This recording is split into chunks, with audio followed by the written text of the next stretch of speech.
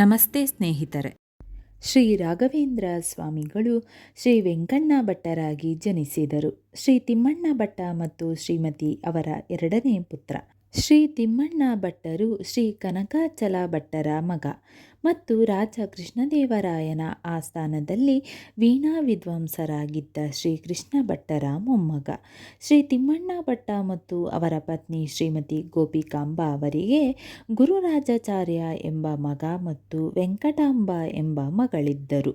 ಶ್ರೀ ವೆಂಕಣ್ಣ ಭಟ್ಟರನ್ನು ತಿರುಪತಿಯಲ್ಲಿ ಶ್ರೀ ವೆಂಕಟೇಶ್ವರನ ಗೌರವಾರ್ಥವಾಗಿ ವೆಂಕಟನಾಥ ಅಥವಾ ವೆಂಕಟಾಚಾರ್ಯ ಎಂದು ಕರೆಯಲಾಗುತ್ತಿತ್ತು. ಅವರ ಆಶೀರ್ವಾದದಿಂದ ಅವರು ಜನಿಸಿದರು ಎಂದು ಪರಿಗಣಿಸಲಾಗಿದೆ. ಇದು ಅವರ ಹೆತ್ತವರಿಗೆ ದೇವರ ಮೇಲಿನ ಭಕ್ತಿ ಮತ್ತು ಶ್ರದ್ಧೆಗಾಗಿ ಉಡುಗೊರೆಯಾಗಿತ್ತು. ರಾಘವೇಂದ್ರ ಸ್ವಾಮಿಗಳ ಆರಂಭಿಕ ಜೀವನ. ಶ್ರೀ ವೆಂಕಟನಾಥರು ಚಿಕ್ಕ ವಯಸ್ಸಿನಿಂದಲೇ ಬಹಳ ಪ್ರತಿಭಾನ್ವಿತ ವಿದ್ವಾಂಸರೆಂದು ಸಾಬೀತಾಯಿತು. ಅವರು ತಮ್ಮ ತಂದೆ ಮತ್ತು ಅಜ್ಜನ ಸಹಾಯದಿಂದ ವೀಣೆ ನುಡಿಸಲು ಬಹಳ ಪ್ರವೀಣನಾಗಿ ಕಲಿತರು. ತಂದೆಯ ಮರಣದ ನಂತರ ಚಿಕ್ಕ ವೆಂಕಟನಾಥರನ್ನು ಅವರ ಸಹೋದರ ಶ್ರೀ ಗುರುರಾಜ ಭಟ್ಟರು ಬೆಳೆಸಿದರು ಮತ್ತು ಮದುರೈನಲ್ಲಿ ಅವರ ಸೋದರ ಮಾವನ ಮಾರ್ಗದರ್ಶನದಲ್ಲಿ ಅವರ ಆರಂಭಿಕ ಶಿಕ್ಷಣವನ್ನು ಪೂರ್ಣಗೊಳಿಸಿದರು.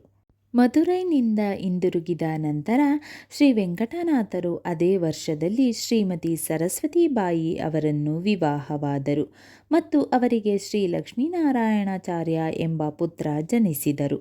ಅವರ ವಿವಾಹದ ನಂತರ ಶ್ರೀ ವೆಂಕಟನಾಥ ಮತ್ತು ಅವರ ಕುಟುಂಬವು ಕುಂಭಕೋಣಂಗೆ ಹೋದರು. ಅಲ್ಲಿ ಅವರು ತಮ್ಮ ಗುರುಗಳಾದ ಶ್ರೀ ಸುಧೀಂದ್ರತೀರ್ಥ ಶ್ರೀ ವೆಂಕಟನಾಥರ ಬಳಿ ದೈತ್ಯ ವೇದಾಂತ ವ್ಯಾಕರಣ ಮತ್ತು ಸಾಹಿತ್ಯ ಕೃತಿಗಳನ್ನು ಅಧ್ಯಯನ ಮಾಡಿದರು. ಅವರು ಈಗಾಗಲೇ ಭಾಷ್ಯಗಳಲ್ಲಿ ಚೆನ್ನಾಗಿ ಪಾರಂಗತರಾಗಿದ್ದರು ಮತ್ತು ಚರ್ಚೆಗಳ ಸಂಕೀರ್ಣತೆಯನ್ನು ಲೆಕ್ಕಿಸದೆ ಪ್ರಸಿದ್ಧ ಮತ್ತು ಖ್ಯಾತ ವಿದ್ವಾಂಸರ ಮೇಲೆ ನಿರಂತರವಾಗಿ ಮೇಲ್ಗೈ ಸಾಧಿಸಿದರು. ಅವರಿಗೆ ಶ್ರೀ ಮೂಲರಾಮ ಮತ್ತು ಶ್ರೀ ಪಂಚಮುಖಿ ಮುಖ್ಯ ಪ್ರಾಣ ದೇವರು. ಅವರ ಕಟ್ಟ ಭಕ್ತರಾಗಿದ್ದರು. ಅವರು ತಮ್ಮ ಪೂರ್ವಾಶ್ರಮ ಜೀವನದ ಬಹುಭಾಗವನ್ನು ಮಕ್ಕಳಿಗೆ ಸಂಸ್ಕೃತ ಮತ್ತು ಪ್ರಾಚೀನ ವೈದಿಕ ಗ್ರಂಥಗಳನ್ನು ಕಲಿಸುವಲ್ಲಿ ಕಳೆದರು. ಅವರು ತಮ್ಮ ಸೇವೆಗಳಿಗಾಗಿ ಎಂದಿಗೂ ಹಣವನ್ನು ಕೇಳಲಿಲ್ಲ ಮತ್ತು ಅವರ ಪತ್ನಿ ಮತ್ತು ಮಗನೊಂದಿಗೆ ಬಡತನದ ಜೀವನವನ್ನು ಸಹಿಸಿಕೊಂಡರು. ಅವರು ವಾರದಲ್ಲಿ ಹಲವಾರು ಬಾರಿ ಆಹಾರವಿಲ್ಲದೆ ಇದ್ದರು. ಆದರೆ ಅವರು ಉನ್ನತ ಆಧ್ಯಾತ್ಮಿಕ ಮಟ್ಟಕ್ಕಾಗಿ ತಮ್ಮ ಅನ್ವೇಷಣೆಯಲ್ಲಿ ಎಷ್ಟು ಶ್ರದ್ಧೆಯುಳ್ಳವರಾಗಿದ್ದರು ಎಂದರೆ ಈ ಅಡೆತಡೆಗಳು ಭಗವಂತನಲ್ಲಿ ಅವರ ನಂಬಿಕೆಯನ್ನು ಎಂದಿಗೂ ತಡೆಯಲಿಲ್ಲ. ಪೂರ್ವಾಶ್ರಮದ ಪವಾಡಗಳು. ಒಮ್ಮೆ ಅವರು ತಮ್ಮ ಪತ್ನಿಯೊಂದಿಗೆ ಕುಂಭಕೋಣಂ ಪ್ರವಾಸ ಮಾಡುತ್ತಿದ್ದಾಗ ಶ್ರೀ ವೆಂಕಟನಾಥ ಮತ್ತು ಅವರ ಕುಟುಂಬವನ್ನು ಒಂದು ಸಮಾರಂಭಕ್ಕೆ ಆಹ್ವಾನಿಸಲಾಯಿತು. ದುರದೃಷ್ಟವಶಾತ್ ಆತಿಥೇಯರು ಅವನನ್ನು ಚೆನ್ನಾಗಿ ನಡೆಸಿಕೊಳ್ಳಲಿಲ್ಲ ಮತ್ತು ಅವನು ಒಂದು ಕೆಲಸವನ್ನು ಮಾಡುವ ಮೂಲಕ ತನ್ನ ಆಹಾರವನ್ನು ಸಂಪಾದಿಸಬೇಕೆಂದು ಬಯಸಿದರು. ಆದ್ದರಿಂದ ಅವರು ಎಲ್ಲ ಆಹ್ವಾನಿತರಿಗೆ ಶ್ರೀಗಂಧದ ಲೇಪವನ್ನು ಮಾಡಲು ಕೇಳಿದರು. ಶ್ರೀ ವೆಂಕಟನಾಥನು ತನ್ನ ಅಭ್ಯಾಸದಂತೆ ತಿಲಕನಿಗೆ ಶ್ರೀಗಂಧವನ್ನು ತಯಾರಿಸುವಾಗ ಸ್ತೋತ್ರಗಳು ಮತ್ತು ಮಂತ್ರಗಳನ್ನು ಪಠಿಸುತ್ತಿದ್ದನು. ಅತಿಥಿಗಳು ಈ ಪೇಸ್ಟನ್ನು ಹಚ್ಚಿದಾಗ ಅದು ಅವರ ದೇಹದಾದ್ಯಂತ ಉರಿಯುವ ಸಂವೇದನೆಯನ್ನು ಉಂಟುಮಾಡಿತು. ಇದರಿಂದ ಆಶ್ಚರ್ಯಚಕಿತರಾದ ಆತಿಥೇಯರು ವೆಂಕಟನಾಥರಿಂದ ಸ್ಪಷ್ಟೀಕರಣವನ್ನು ಕೋರಿದರು. ಅವರು ಉತ್ತರಿಸುತ್ತಾ, ಆ ಉರಿಯುವ ಸಂವೇದನೆಯು ಶ್ರೀಗಂಧವನ್ನು ತಯಾರಿಸುವಾಗ ಜಪಿಸುತ್ತಿದ್ದ ಅಗ್ನಿ ಸೂಕ್ತದಿಂದ ಉಂಟಾಗಿದೆ ಮತ್ತು ಹೀಗಾಗಿ ವೇದ ಮಂತ್ರಗಳ ಶಾಶ್ವತ ಶಕ್ತಿಯು ಸ್ವತಃ ಪ್ರಕಟವಾಯಿತು. ಇದು ಸಂಪೂರ್ಣ ಸಮರ್ಪಣೆ ಮತ್ತು ಭಕ್ತಿಯಿಂದ ಜಪಿಸಿದಾಗ ಮಾತ್ರ ಸಂಭವಿಸುತ್ತದೆ. ಭಗವಾನ್ ಹರಿಯನ್ನು ತನ್ನಂತೆಯೇ ಸದ್ಗುಣಶೀಲ ಮತ್ತು ಭಕ್ತಿಯುಳ್ಳ ಯಾರಾದರೂ ಜಪಿಸುವುದರಿಂದ ಶಕ್ತಿ ಹೆಚ್ಚಾಗುತ್ತದೆ. ಅವರ ಭಕ್ತಿ ಮತ್ತು ಶಕ್ತಿಯನ್ನು ಅರಿತುಕೊಂಡ ನಂತರ ಆತಿಥೇಯರು ಶ್ರೀ ವೆಂಕಟನಾಥರಲ್ಲಿ ಅಪಾರ ಕ್ಷಮೆಯಾಚಿಸಿದರು ಮತ್ತು ಅವರ ಕ್ಷಮೆಯನ್ನು ಕೇಳಿದರು. ನಂತರ ಶ್ರೀ ವೆಂಕಟನಾಥರು ಮತ್ತೆ ಪಾಯಸವನ್ನು ತಯಾರಿಸಿದರು, ಆದರೆ ಈ ಬಾರಿ ವರುಣನಿಗೆ ವೇದ ಮಂತ್ರವನ್ನು ಪಠಿಸಿದರು. ಅತಿಥಿಗಳು ಈ ಪಾಯಸವನ್ನು ಹಚ್ಚಿದಾಗ ಅವರು ಮಳೆನೀರಿನಲ್ಲಿ ಮುಳುಗಿದಂತೆ ಭಾಸವಾಯಿತು. ಇದು ಶ್ರೀ ವೆಂಕಟನಾಥರ ಭಕ್ತಿಯ ಶಕ್ತಿಯನ್ನು ಪುನರುಚ್ಚರಿಸಿತು ಎಂದು ದಾಖಲಿಸಲಾಗಿದೆ. ಶ್ರೀ ಗುರು ರಾಘವೇಂದ್ರರಾಗಿ ಸನ್ಯಾಸ ದೀಕ್ಷೆ.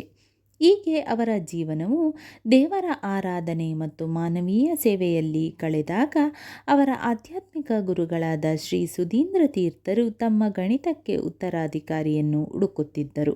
ಅವನಿಗೆ ಒಂದು ಕನಸು ಬಿತ್ತು. ಅದರಲ್ಲಿ ಶ್ರೀ ವೆಂಕಟನಾಥರೇ ತಮ್ಮ ಉತ್ತರಾಧಿಕಾರಿಯಾಗಲು ಸರಿಯಾದ ವ್ಯಕ್ತಿ ಎಂದು ಭಗವಂತ ಸೂಚಿಸಿದನು. ಶ್ರೀ ವೆಂಕಟನಾಥರು ಆರಂಭದಲ್ಲಿ ತಮ್ಮ ಚಿಕ್ಕ ಪತ್ನಿ ಮತ್ತು ಮಗನ ಮೇಲಿನ ಜವಾಬ್ದಾರಿಯಿಂದಾಗಿ ನಿರಾಕರಿಸಿದರು. ಆದರೆ ಶೀಘ್ರದಲ್ಲೇ ವಿದ್ಯೆಯ ದೇವತೆಯಿಂದ ಆಶೀರ್ವದಿಸಲ್ಪಟ್ಟರು. ಅಲ್ಲಿ ಅವರು ಸನ್ಯಾಸಿಯಾಗಿ ಮೋಕ್ಷವನ್ನು ಪಡೆಯಬೇಕೆಂದು ಕನಸಿನಲ್ಲಿ ಸೂಚಿಸಿದರು.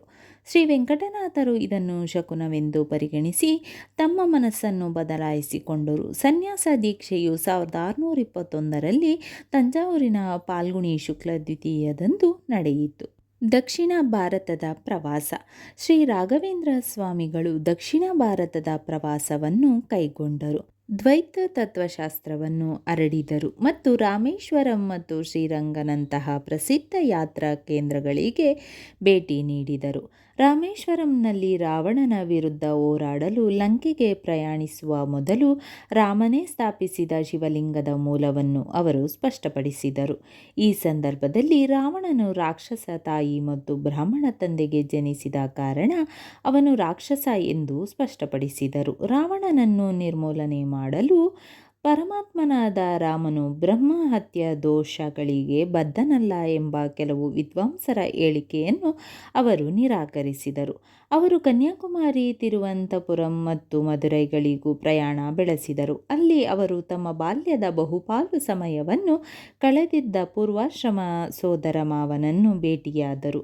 ಅವರ ಯಾತ್ರೆಗಳ ಭಾಗವಾಗಿ ಅವರು ಕರ್ನಾಟಕದ ವಿಷ್ಣುಮಂಗಲ, ಕುಕ್ಕೆ ಸುಬ್ರಹ್ಮಣ್ಯ ಮತ್ತು ಉಡುಪಿಗೆ ಪ್ರಯಾಣಿಸಿದರು ಮತ್ತು ದ್ವೈತ ತತ್ವಶಾಸ್ತ್ರದ ಪಾಂಡಿತ್ಯದಿಂದ ಎಲ್ಲರನ್ನೂ ಮೆಚ್ಚಿಸಿದರು. ಅನೇಕ ಅಭಿಮಾನಿಗಳನ್ನು ಗೆದ್ದರು, ಅನೇಕ ಭಕ್ತರನ್ನು ಗಳಿಸಿದರು ಮತ್ತು ಸಾಹಿತ್ಯ ಮತ್ತು ತತ್ವಶಾಸ್ತ್ರದ ಅದ್ಭುತ ಕೃತಿಗಳನ್ನು ಪ್ರಕಟಿಸಿದರು. ಅವುಗಳಲ್ಲಿ ಕೆಲವನ್ನು ಆನೆಗಳ ಮೆರವಣಿಗೆಯಲ್ಲಿ ಅದರ ಪ್ರತಿಭೆಗೆ ಗೌರವ ಸಲ್ಲಿಸುವ ಸಂಕೇತವಾಗಿ ಸಾಗಿಸಲಾಯಿತು. ಅಕ್ಷಯ ತೃತೀಯದಂದು ಮಂತ್ರಾಲಯದಲ್ಲಿ ಜೀವ ಸಮಾಧಿ. ಶ್ರೀ ರಾಘವೇಂದ್ರ ಸ್ವಾಮಿ ಮೂಲ ಬೃಂದಾವನ.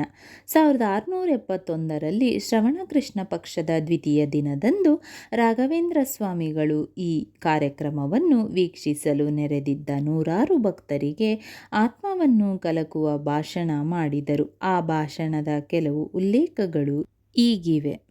ಸರಿಯಾದ ಜೀವನವಿಲ್ಲದೆ ಸರಿಯಾದ ಚಿಂತನೆ ಎಂದಿಗೂ ಬರುವುದಿಲ್ಲ. ಸರಿಯಾದ ಜೀವನ ಎಂದರೆ ಒಬ್ಬ ವ್ಯಕ್ತಿಯು ತನ್ನ ಜೀವನದ ಸ್ಥಿತಿಗೆ ಅನುಗುಣವಾಗಿ ತನ್ನ ಕರ್ಮಗಳ ಫಲವನ್ನು ಬಯಸದೆ ತನ್ನ ಎಲ್ಲ ಚಟುವಟಿಕೆಗಳನ್ನು ಭಗವಂತನಿಗೆ ಅರ್ಪಿಸುವುದು. ಇದು ನಿಜವಾದ ಸದಾಚಾರ. ಇದು ನಿಜವಾದ ಕರ್ಮಯೋಗ. ಯೋಗ್ಯ ಜನರ ಒಳಿತಿಗಾಗಿ ಮಾಡುವ ಸಾಮಾಜಿಕ ಕಾರ್ಯಗಳನ್ನು ಭಗವಂತನ ಪೂಜೆ ಎಂದು ಪರಿಗಣಿಸಬೇಕು. ಸಂಕ್ಷಿಪ್ತವಾಗಿ ಹೇಳುವುದಾದರೆ ನಮ್ಮ ಜೀವನವೇ ಒಂದು ಪೂಜೆ. ಪ್ರತಿಯೊಂದು ಕ್ರಿಯೆಯೂ ಒಂದು ಪೂಜೆ. ಈ ಜೀವನ ಅಮೂಲ್ಯ. ನಮ್ಮ ಜೀವನದ ಪ್ರತಿ ಸೆಕೆಂಡ್ಗಳು ಅಮೂಲ್ಯ. ಹೋದ ಒಂದು ಸೆಕೆಂಡ್ ಕೂಡ ಹಿಂತಿರುಗಿ ಬರುವುದಿಲ್ಲ. ಸರಿಯಾದ ಶಾಸ್ತ್ರಗಳನ್ನು ಕೇಳುವುದು ಮತ್ತು ಯಾವಾಗಲೂ ಅವನನ್ನು ಸ್ಮರಿಸುವುದು ಅತ್ಯುನ್ನತ ಕರ್ತವ್ಯ. ಶಾಸ್ತ್ರಗಳನ್ನು ಅನುಸರಿಸದೆ ಕೇವಲ ಪವಾಡಗಳನ್ನು ಮಾಡುವ ಮತ್ತು ತಮ್ಮನ್ನು ದೇವರು ಅಥವಾ ಗುರು ಎಂದು ಕರೆದುಕೊಳ್ಳುವ ಜನರಿಂದ ಯಾವಾಗಲೂ ದೂರವಿರಿ. ನಾನು ಪವಾಡಗಳನ್ನು ಮಾಡಿದ್ದೇನೆ ಮತ್ತು ಶ್ರೀಮದಾಚಾರ್ಯರಂತಹ ಮಹಾನ್ ವ್ಯಕ್ತಿಗಳು ಸಹ ಇದ್ದಾರೆ. ಇವು ಯೋಗಸಿದ್ಧಿ ಮತ್ತು ಶಾಸ್ತ್ರಗಳನ್ನು ಆಧರಿಸಿವೆ. ಯಾವುದೇ ವಂಚನೆ ಅಥವಾ ಕುತಂತ್ರವಿಲ್ಲ. ಈ ಪವಾಡಗಳನ್ನು ದೇವರ ಶ್ರೇಷ್ಠತೆ ಮತ್ತು ಆತನ ಕೃಪೆಯಿಂದ ಒಬ್ಬರು ಸಾಧಿಸಬಹುದಾದ ಅದ್ಭುತ ಶಕ್ತಿಗಳನ್ನು ತೋರಿಸಲು ಮಾತ್ರ ಮಾಡಲಾಗಿದೆ. ಸರಿಯಾದ ಜ್ಞಾನ ಯಾವುದೇ ಪವಾಡಕ್ಕಿಂತ ದೊಡ್ಡದು. ಇದು ಇಲ್ಲದೆ ನಿಜವಾದ ಪವಾಡ ನಡೆಯಲು ಸಾಧ್ಯವಿಲ್ಲ. ಈ ಸರಿಯಾದ ಜ್ಞಾನವಿಲ್ಲದೆ ಮಾಡುವ ಯಾವುದೇ ಪವಾಡವು ಕೇವಲ ಮಾಟಮಂತ್ರವಾಗಿದೆ. ಅಂತಹ ಪವಾಡಗಳನ್ನು ಮಾಡುವವರಿಗೆ ಮತ್ತು ಅವುಗಳನ್ನು ನಂಬುವವರಿಗೆ ಯಾವುದೇ ಒಳ್ಳೆಯದಾಗುವುದಿಲ್ಲ. ಭಗವಂತನಲ್ಲಿ ಭಕ್ತಿಯನ್ನು ಹೊಂದಿರಿ. ಈ ಭಕ್ತಿ ಎಂದಿಗೂ ಕುರುಡು ನಂಬಿಕೆಯಾಗಬಾರದು. ಭಗವಂತನ ಶ್ರೇಷ್ಠತೆಯನ್ನು ಪೂರ್ಣ ಹೃದಯದಿಂದ ಸ್ವೀಕರಿಸುವುದು ನಿಜವಾದ ಭಕ್ತಿ. ಕುರುಡು ನಂಬಿಕೆ ಭಕ್ತಿಯಲ್ಲ, ಅದು ಕೇವಲ ಮೂರ್ಖತನ. ನಾವು ಭಗವಂತನಿಗೆ ಮಾತ್ರವಲ್ಲ, ಇತರ ಎಲ್ಲ ದೇವತೆಗಳು ಮತ್ತು ಗುರುಗಳಿಗೂ ಅವರ ಸ್ಥಾನಮಾನಕ್ಕೆ ಅನುಗುಣವಾಗಿ ಭಕ್ತಿಯನ್ನು ಹೊಂದಿರಬೇಕು. ಈ ಭಾಷಣದ ನಂತರ ಶ್ರೀ ರಾಘವೇಂದ್ರರು ಮಂಚಾಲೆ ಬಳಿಯ ಮಾಧವರ ಗ್ರಾಮದಿಂದ ತಂದ ಕಲ್ಲಿನಿಂದ ತಮಗಾಗಿ ವಿಶೇಷವಾಗಿ ನಿರ್ಮಿಸಲಾದ ಬೃಂದಾವನವನ್ನು ಪ್ರವೇಶಿಸಿದರು. ಅವರ ಸಲಹೆಯ ಮೇರೆಗೆ ದ್ವಾಪರ ಯುಗದಲ್ಲಿ ಗ್ರಾಮಕ್ಕೆ ಭೇಟಿ ನೀಡಿದಾಗ ಭಗವಾನ್ ರಾಮ, ಸೀತೆ ಮತ್ತು ಲಕ್ಷ್ಮಣರ ಪಾದಗಳಿಂದ ಈ ಕಲ್ಲುಗಳು ಪವಿತ್ರವಾದವು. ತಮ್ಮ ಕೈಯಲ್ಲಿದ್ದ ಜಪಮಾಲೆಯು ಸ್ಥಿರವಾದ ತಕ್ಷಣ ತಮ್ಮ ಸುತ್ತಲೂ ಫಲಕಗಳನ್ನು ಜೋಡಿಸಲು ಪ್ರಾರಂಭಿಸುವಂತೆ ಅವರು ತಮ್ಮ ಶಿಷ್ಯರಿಗೆ ಸಲಹೆ ನೀಡಿದರು. ಅವರು ಪ್ರಣವ ಮಂತ್ರವನ್ನು ಪಠಿಸಲು ಪ್ರಾರಂಭಿಸಿದರು ಮತ್ತು ಆಳವಾದ ಸಮಾಧಿಗೆ ಜಾರಿದರು. ಅವರ ಜಪಮಾಲೆಯು ಸ್ಥಿರವಾದ ನಂತರ ಅವರ ಶಿಷ್ಯರು ಫಲಕಗಳನ್ನು ಅವರ ತಲೆಯವರೆಗೆ ಜೋಡಿಸಿದರು ಮತ್ತು ನಂತರ ಅವರ ಇಂದಿನ ಸೂಚನೆಗಳಂತೆ ನೇಪಾಳದ ಗಂಡಕಿ ನದಿಯಿಂದ ವಿಶೇಷವಾಗಿ ತಂದಿದ್ದ 1200 ಲಕ್ಷ್ಮೀನಾರಾಯಣ ಸಾಲಿಗ್ರಾಮಗಳನ್ನು ಹೊಂದಿರುವ ತಾಮ್ರದ ಪೆಟ್ಟಿಗೆಯನ್ನು ಇರಿಸಿದರು. ನಂತರ ಅವರು ಅದರ ಮೇಲೆ ಹೊದಿಕೆಯ ಫಲಕವನ್ನು ಇರಿಸಿ ಅದನ್ನು ಮಣ್ಣಿನಿಂದ ತುಂಬಿಸಿದರು. ಅವರು ತಾವು ನಿರ್ಮಿಸಿದ ಬೃಂದಾವನದ ಮೇಲೆ 12,000 ವರಾಹಗಳನ್ನು ಸುರಿಸಿದರು. ಹೀಗೆ ಶ್ರೀ ರಾಘವೇಂದ್ರ ಸ್ವಾಮಿಗಳು 1671ರಲ್ಲಿ ಶ್ರಾವಣ ಕೃಷ್ಣ ಪಕ್ಷದ ದ್ವಿತೀಯ ದಿನದಂದು ಜೀವ ಸಮಾಧಿಯನ್ನು ಪಡೆದರು. ಈ ದಿನಾಂಕವನ್ನು ಪ್ರತಿ ವರ್ಷ ಪ್ರಪಂಚಾದ್ಯಂತ ಬೃಂದಾವನಗಳಲ್ಲಿ ಶ್ರೀ ರಾಘವೇಂದ್ರ ಸ್ವಾಮಿ ಆರಾಧನೆ ಎಂದು ಆಚರಿಸಲಾಗುತ್ತದೆ. ಮಂತ್ರಾಲಯದಲ್ಲಿರುವ ರಾಘವೇಂದ್ರ ಮಠವು ಅವರ ಬೃಂದಾವನವನ್ನು ಹೊಂದಿದೆ. ಪ್ರತಿ ವರ್ಷ ಸಾವಿರಾರು ಭಕ್ತರು ಭೇಟಿ ನೀಡುತ್ತಾರೆ. ರಾಯರು ಭೂಮಿಯ ಮೇಲೆ ಭೌತಿಕವಾಗಿ 76 ವರ್ಷಗಳು, ಬೃಂದಾವನದೊಳಗೆ ಭೌತಿಕವಾಗಿ 100 ವರ್ಷಗಳು, ಈ ಸಾಹಿತ್ಯ ಕೃತಿಗಳ ಮೂಲಕ 300 ವರ್ಷಗಳು, ಭೌತಿಕ ರೂಪವಿಲ್ಲದೆ ಬೃಂದಾವನದಲ್ಲಿ 700 ವರ್ಷಗಳು. ರಾಯರ ಈ ಮಂತ್ರವನ್ನು ಭಕ್ತಿಯಿಂದ 11 ಬಾರಿ ಪಠಿಸಿ. ರಾಯರು ನಿಮ್ಮ ಇಷ್ಟಾರ್ಥಗಳನ್ನೆಲ್ಲ ನೆರವೇರಿಸುತ್ತಾರೆ. ಮಂತ್ರ ಈ ರೀತಿ ಇದೆ: ಓಂ ಶ್ರೀ ರಾಘವೇಂದ್ರಾಯ ನಮಃ. ಓಂ ಶ್ರೀ ರಾಘವೇಂದ್ರಾಯ ನಮಃ. ಓಂ ಶ್ರೀ ರಾಘವೇಂದ್ರಾಯ ನಮಃ. ಓಂ ಶ್ರೀ ರಾಘವೇಂದ್ರಾಯ ನಮಃ. ಓಂ ಶ್ರೀ ರಾಘವೇಂದ್ರಾಯ ನಮಃ. ಓಂ ಶ್ರೀ ರಾಘವೇಂದ್ರಾಯ ನಮಃ. ಓಂ ಶ್ರೀ ರಾಘವೇಂದ್ರಾಯ ನಮಃ. ಓಂ ಶ್ರೀ ರಾಘವೇಂದ್ರಾಯ ನಮಃ.